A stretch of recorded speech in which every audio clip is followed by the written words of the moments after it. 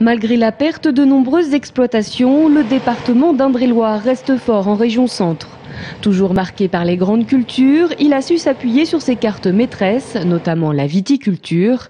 Car si en 10 ans le territoire a perdu 40% de ses structures viticoles, le secteur représente un quart du potentiel de production du département.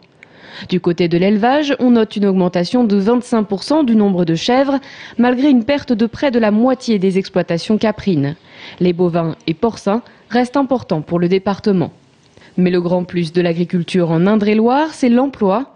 En effet, le département est le premier employeur agricole de la région, avec près de 9300 personnes exerçant une activité permanente. De son côté, le Loir-et-Cher donne la part belle aux grandes cultures, principale source d'emploi avec 3126 salariés en 2010. Pourtant, certains indicateurs sont dans le rouge.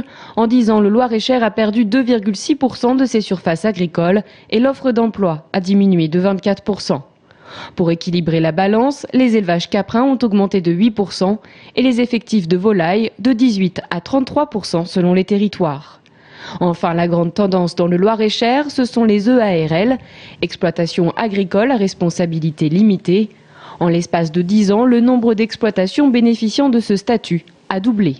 Une croissance qui traduit l'une des principales perspectives d'avenir du monde agricole en région centre, le regroupement des petites structures qui peu à peu s'allient à la diversification des cultures et des activités.